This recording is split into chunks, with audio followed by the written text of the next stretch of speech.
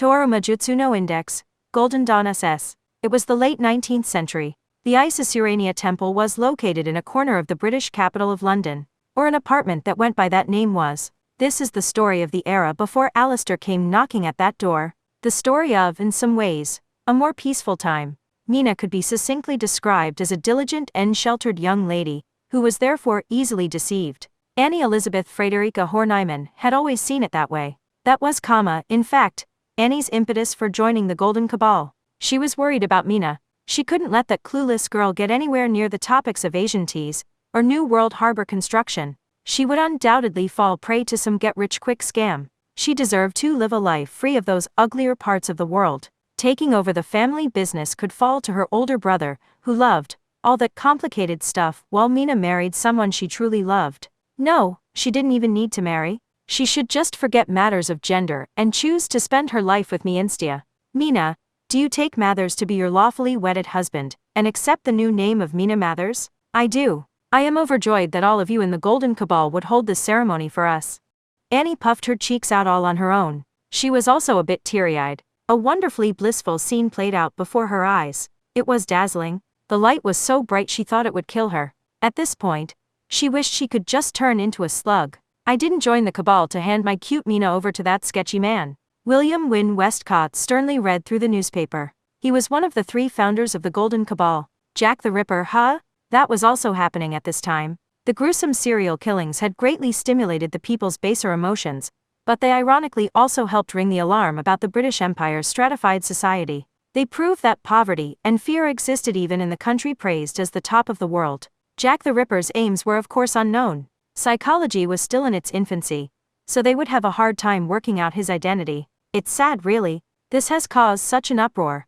Yet the famous Scotland Yard has no leads on a culprit. Even this article is only taking about it like it's a thing of the past when the killer might still be walking these streets with us. Whatever his purpose, the explosive power of the killer's wicked mind had shaken the public as he worked toward achieving it. He had created a colossal social phenomenon, well beyond anything a single criminal was capable of.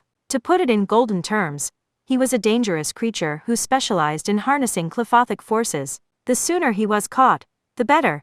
The Isis Urania Temple, or the apartment that bore that name, was yet again thick with the scent of cheap oil burning. The lamp on the table had no deep meaning related to ancient Egypt, or the rose and the cross. It was simply a way to cut down on operating costs. They wanted to pay as little as possible for electricity and other utilities. The lady of the masquerade ball, who wore a gaudy red party dress, and kept her mask on even in the Cabal's secret base, lounged on the sofa and puffed on a long, skinny pipe.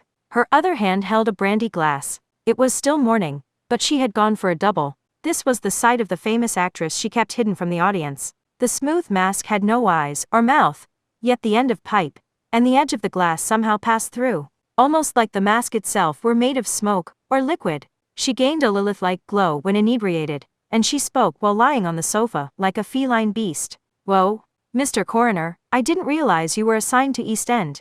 I'm not, which is why it's so frustrating. I would get it if this was some one-man war against the wealthy or against the soldiers laying waste to the colonies, but he's only targeting women who sell their bodies. They're in a precarious enough position as it is. So this is absolutely unforgivable. How does getting rid of them improve the country? He must not understand the structural problems that force those women into that line of business in the first place. As you can see, Westcott had a generous and caring heart, had social status, liked detailed work, and had a ton of friends and acquaintances. His serious nature did lead to some awkwardness, such as bringing up the reasons women might sell their bodies when speaking to a young woman, but he had some ineffable quality that led those around him to only laugh and forgive him. Simply put, he was made of charisma. Without him, the collection of eccentrics that was the Golden Cabal would have fallen apart before it got off the ground. Will this do, Annie?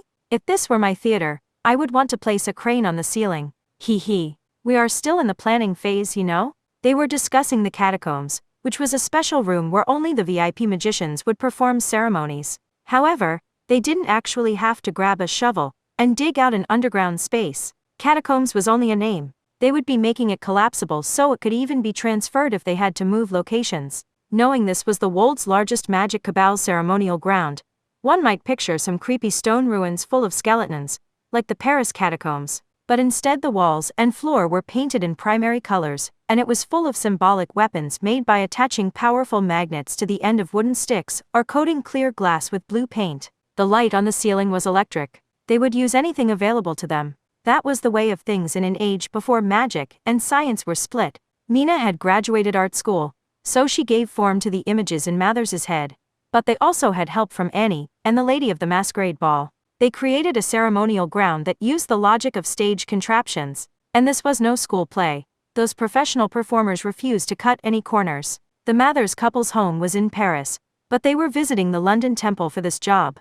Annie couldn't be more delighted at the chance to spend time with her old friend. I may have gotten a little carried away. Whoa, Mina, remembering your school days? I made some daring alterations, so I hope the first temple in Germany won't be mad. It should be fine. There's plenty of occult stories about high-tech things too, like cameras stealing your soul or absorbing your life energy, school anatomy models running around at night, or hearing strange voices on the telephone. And there are plenty of stories of ghosts appearing on the stage too. Not only that, but the Golden Cabal weren't the only ones to use a stage performance to boost a mystical ceremony. The Christian pipe organs and choirs wouldn't have taken that form if someone hadn't designed it for that purpose. When a magician donned mythological garb and took the stage, they temporarily cast off the bonds of reality. Here, they could become the disciples who discovered CRC's preserved corpse.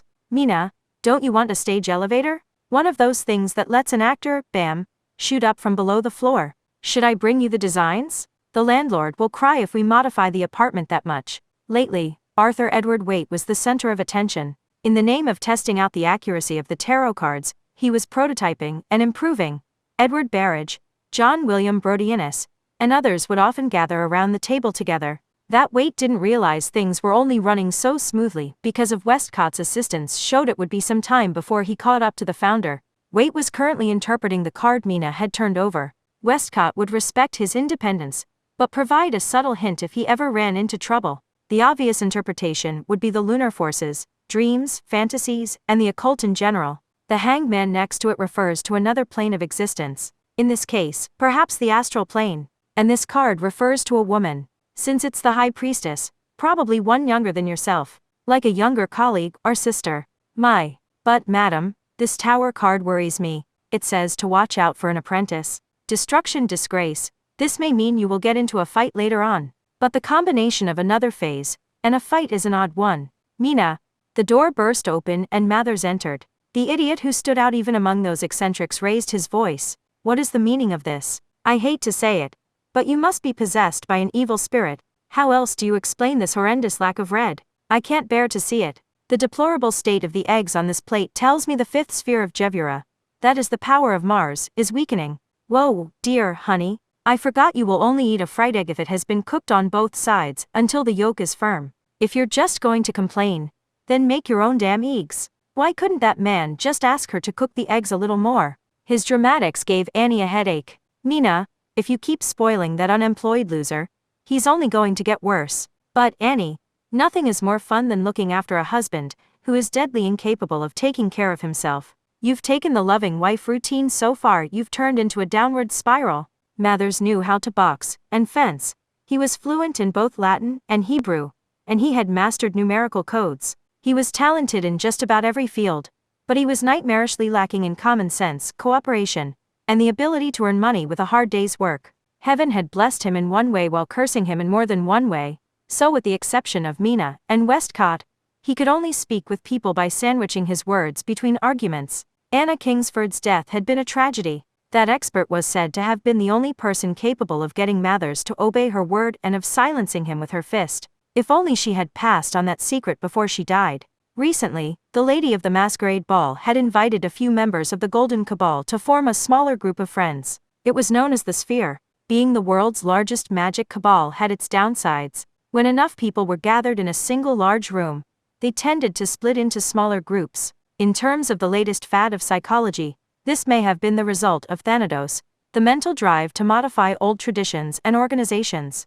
And as dramatic as this might sound, this is a phenomenon commonly seen at pub tables. One day, the great Mathers arrived at the Isis Urania temple, which reeked so bad of burnt lamp, well that they all might have died if not for the fireplace chimney. What he said came out of nowhere. I am one of the chosen nobility meant to protect the common people. You're what? Sensible Annie's, ice cold? Retort did not lead him to correct himself. The look in his eyes was concerning. Such a dark look. His pupils were fully dilated. I shouldn't have reacted, realized Annie, regret plain on her face. It was the late 19th century. The ironclad rule of just ignoring troublesome people had yet to be invented. Besides, she had noticed before that man was doing something off separate from the cabal. Really? I can't believe it took me so long to realize I have noble Highlander blood flowing through my veins. Oh, sorry if I confused you all, but you can rest easy and henceforth refer to me as the Count of Glenstry. Yes, show me the honor I am due, commoners. Nobility? What was this unemployed loser talking about? Perhaps his mind hadn't been able to bear spending such a long time without a job. But if so, why didn't he just get a job? Annie Horniman chose to discuss it with someone who would understand. She tugged on the woman's clothing. Excuse me, Mina, I believe your husband is mentally worn out, so it would probably be a good idea to send him to some quiet old castle, or retreat up in the mountains, preferably forever. Oh my, honey, you have such an active imagination. Look, your dreams and fantasies are dripping out. Do you even need your wife to wipe your mouth off for you? You spoiled thing? Not even this breaks her loving wife routine? But if this gets out, it'll do some real social damage. Annie's family had made a fortune in the tea trade, and she too had a talent for making money, enough that she would go on to build a large theater. So she was the one funding the Mina couple's lifestyle, not for unemployed Mathers, but to support her adorable Mina. But if that unemployed loser started ranting about being royalty, our nobility in public, it could damage Mina's reputation, not to mention Annie's for supporting them. Tarot cards had been around for a very long time. The names and the number of cards varied. Arthur Edward Waite must have been dissatisfied with the accuracy of his prototype version with altered numbers and symbols because he toyed with a few of the cards, while sipping on a glass of whiskey. The thing is, Westcott, I really like you. That alone was enough to know what kind of magician he was. Overall, there were two lines of thinking within the Golden Cabal. But this wasn't anything as cool as an inner circle, an outer circle, or a First Legion and Second Legion. Quite the opposite. One group wanted to master magic and change the world. The other saw magic as an attractive topic to inspire enjoyable conversation within the group. As the world's largest, the Golden Cabal was not lacking in members. Some like Coroner Westcott and Dr. Barrage had official authority and social status. Some like Annie and the Lady of the Masquerade Ball were part of the gaudy world of the performance arts. They also had a few world-famous poets and scriptwriters. Even Mina Mathers was the daughter of the Bergson family.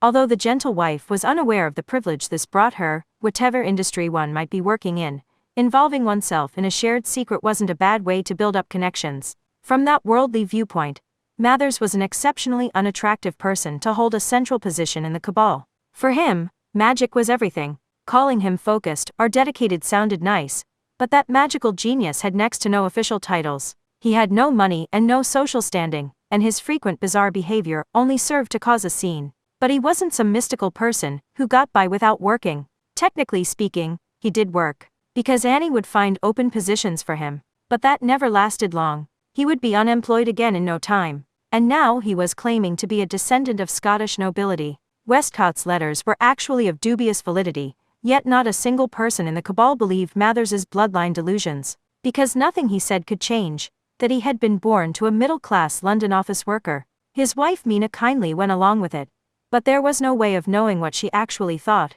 Knowing her, she might actually believe him. Then again, she was the daughter of the Bergson family who had thrown out that position by marrying Mathers, so she may not have cared at all about the class system of Queen Victoria's British Empire. I can't divorce myself from public life to pursue magic to the extent Count Glenstry has, and I can't pursue my dreams to the extent his wife does. You shouldn't compare yourself to them. Not everyone can live that kind of life. They are unusual even for the cabal. It's the same with these cards. I talk about using them to package or categorize the Sephiroth, but fortune telling is really all about utilitarian benefit, isn't it? Pence, shillings, pounds? I am nothing more than a silly man who can't stop thinking about numbers. No matter how hard I try, I doubt I can ever live as a magician like you. Do you feel bad for living a comfortable life? There is a 7=4 who insists any magician who focuses on worldly money is second-rate. That's just sour grapes over being unemployed. Only another 7=4 would openly talk about Mathers that way, and as a skilled magician who also had real social standing. Westcott was a different sort of monster. Arthur Edward Waite shrank down like he wanted to disappear. I'm ashamed of it. But I just can't stop making money. Once these cards are complete, they will make me a fortune. I am certain they will continue to be produced and sold long after I am dead. They will continue turning a profit until people no longer fear their vague fortunes and futures. He was approaching an invention that, in a way, was more incredible than some magic spell.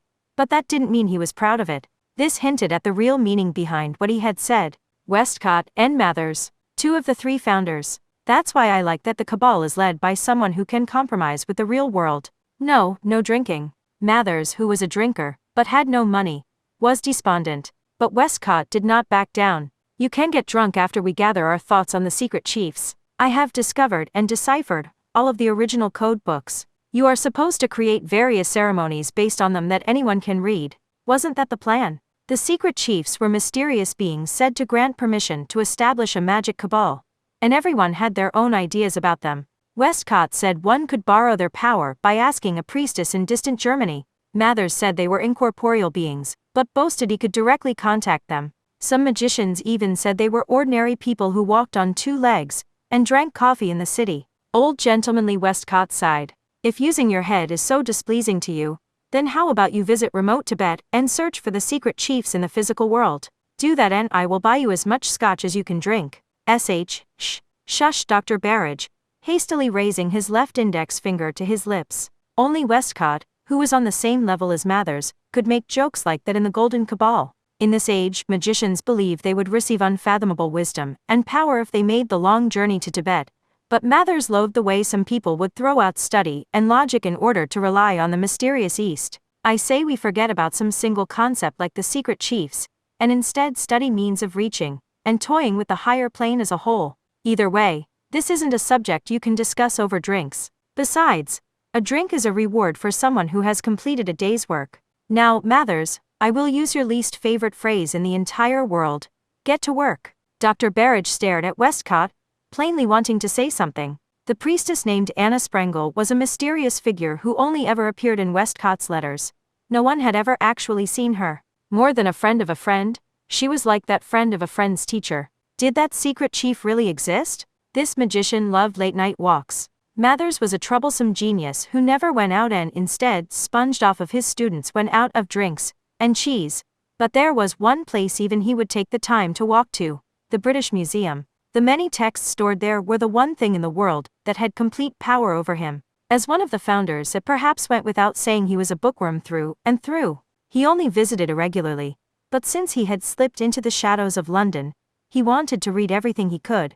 Grimoires borrowing that king's name have been more common of late. Now, it would do the world a great service if I could search out the oldest records I can find, sum up their main points, and create a simple checklist showing whether or not they are connected to that king. The ability to gather all those texts into a single whole would be a truly great invention.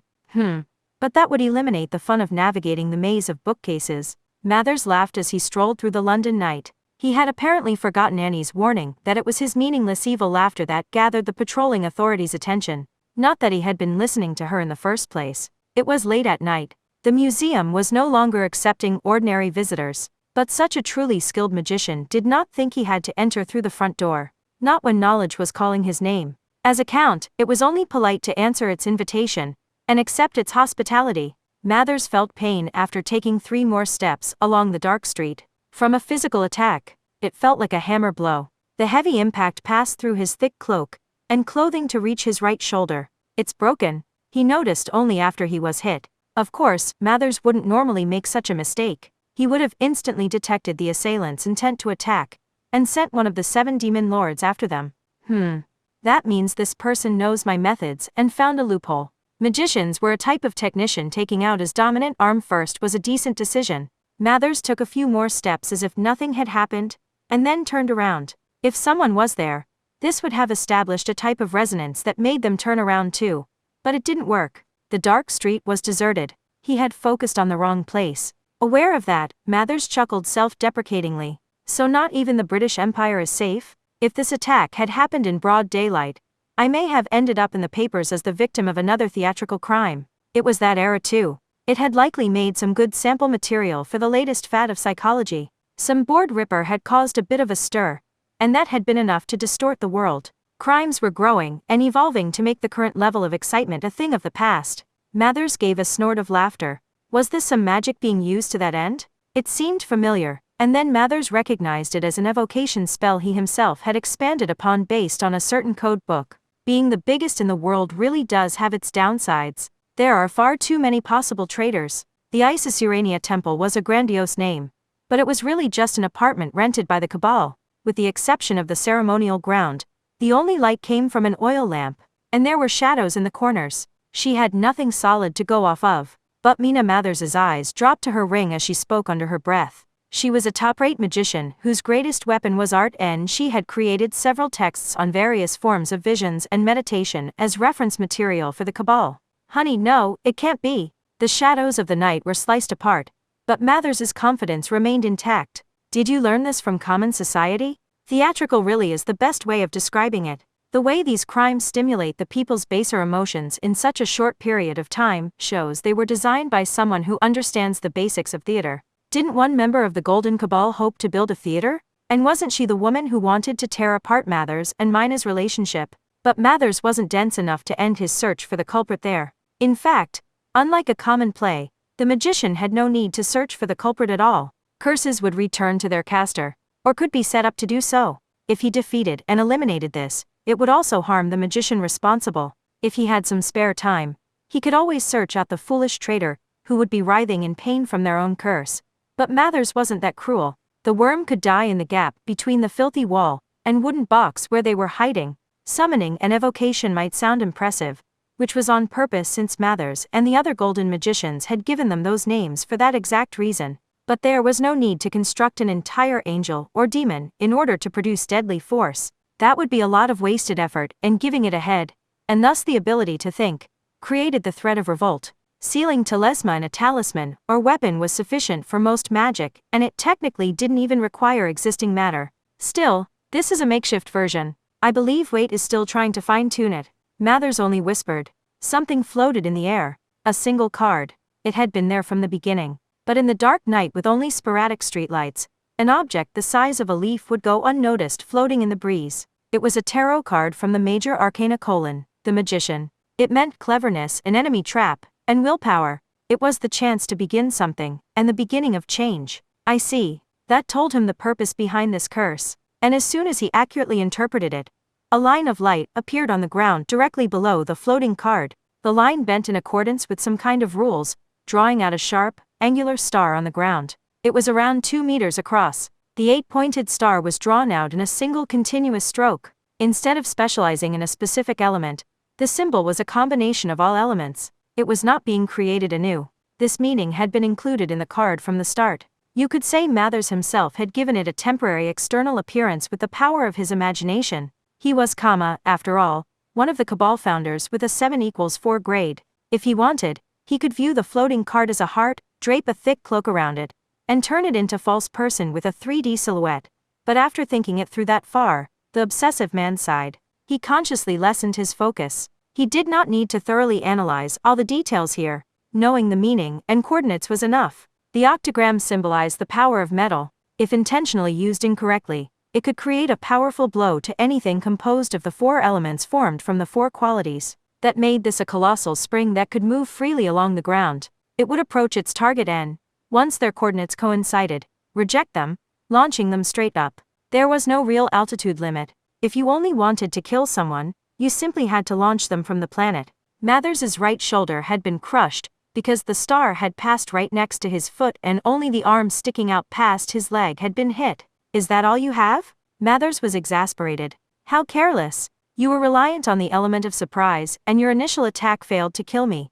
But you aren't erasing all evidence and preventing me from sending it back at you? Did you not even consider the possibility of a counterattack? Did they refuse to listen, or did they lack the brains to understand? He doubted it. Not if this was being controlled remotely. The octagram zigzagged along the ground, approaching him, with speed surpassing a coal-powered automobile, as if it were dragged along, or guided by the floating magician card. Annie Horniman's grimace wasn't just due to the burnt oil stench of the lamp on the table. It wasn't as if she hadn't considered the possibility. She had vaguely realized this might happen. But not because she had used the tarot cards. Wait was still so seriously working at readjusting the numbers and symbols for. No divination was necessary for anyone with ordinary sensibilities to sense interpersonal trouble brewing. The problem was how few of the eccentrics in the magic cabal were capable of reading the room like that. They were all the overly intellectual type who needed to gaze into a crystal ball, or flip over some cards to figure out something so obvious. So they wouldn't notice someone's anger until it exploded in their face. Of course, Annie didn't particularly care what kind of disaster befell Mathers. If a coal-powered automobile hit him on the side of the street, knocking him into the Thames, where fish swarmed around to consume his flesh, that was fine by her. Her arms would be open to comfort the newly widowed Mina. But someone stood in a corner of the room, Mina Mathers. But her eyes weren't on Annie. She was staring at her ring, her thoughts only on her husband, who had left and still hadn't returned. She looked somehow smaller than usual. Well, if that's how it is. Annie sighed softly and hefted something over her shoulders. She felt their weight bearing down on her. As much as she didn't like it, she made her way to the Isusurania Temple's exit. After solving a numerical puzzle on the table, Westcott raised his head and gave her a puzzled look. Whoa, Annie, is that your Jachin and Boaz? Where are you taking them? To go kick someone's ass. Evocation. It changed. The people, the air, the presence, the world. All it took was that word from Mathers. For an opponent like this, he didn't even need to pull out the four symbolic weapons his wife had made. The evocation and the exorcism were two parts of a single technique. All things that could be summoned by humans could be swiftly driven out by humans. Just like the person who set a train in motion needed to be able to stop the train too. I call on one of the 7 deadly sins. On one who was once viewed as an even greater demon lord than Satan and Lucifer. On a god who has not lost his great power even after his true name was corrupted. This genius was not led astray by the impressive-sounding 7 deadly sins. He was not satisfied with just Beelzebub. That was why he searched out so many undeciphered texts in the British Library, and translated the Hebrew into Latin, and the Latin into English so modern people could read them. That was why he reproduced, resurrected, and made use of ancient gods from an age before a certain holy man was hung on the cross. That was why he dug back up the powers that were buried long ago for the convenience of those in charge, even if this occasionally made him a target for the Anglican Church's assassins. The star which drew out 8 sharp points with a single stroke veered off of its shortest attack route. It stopped right in front of Mathers and moved erratically to the sides. It was clearly being controlled by someone, rather than being a simple guided weapon. It seemed to be squirming, or taking frozen evasive action. But Mathers had finished. Come forth, Beelzebul. It only took a single strike. Unable to even touch Mathers, the collection of lines pasted to the ground were twisted and burned through, while the floating card was forcefully flipped over before, its ashes scattered in the wind. It was in that moment that a certain genius forcibly overturned his deadly fate. Whoa! A figure doubled over. She was at the former site of one of the Thames's innumerable wharves. An altar, flags to the west and east, tablets of different metals, a few seats for each role. So much time had been spent decorating the place to make the temple look like a proper temple. But now it was all in a miserable state. No, that wasn't quite accurate. A great power had burst from within, or sliced through it all. Everything used for the curse was destroyed equally. She felt intense pain and heat in her right shoulder. She couldn't claim ignorance there since she had sent the curse. Whoa, oh, it's broken. This wasn't like a spell that ended once it was launched from your palm. A doll, a dagger. This was part of why Mathers had concluded he need not search for the culprit. She had created her game piece by summoning a large quantity of telesma, and having it carry her mental image through the card. That image had been her deadly desire, and it could be seen as part of her being. Controlling the monster with her own thoughts gave the attack much greater odds of success, but sending in a deadly monster still linked to her also created the risk of this happening. Just like blocking off the long steam pipe providing power to a large factory would apply pressure to the central boiler, and eventually cause it to burst. An attack could travel back to her. Whoa GBH. Dr. Barrage and Coroner Westcott had once argued over scotch, that the inside of the body could not actually feel pain. But that was a lie. How else could she explain this excruciating pain, that felt like having her entire body twisted apart? A cold sweat formed on her brow. She focused all her willpower on slowing her breathing, and attempting to resume refining her life force into magic power. But she struggled to control her body. Her thick shoulder bone had been broken. Far too easily. Jevira, the 5th Sephira, the element of fire, that is, the 6 equals 5 robe of the Egyptian role. Accept me as I free myself from the bonds of my physical body, and depart. Purify the calamities and flaws of my soul with the flame spoken of in the records of the ancient gods. I will be reborn here, stripping off all my old wounds, and pie. I wouldn't do that if I were you. The figure shook. Annie Horniman spoke casually to her. I get wanting to cast off your body, and escape the pain and fear after having the recoiled curse break your shoulder.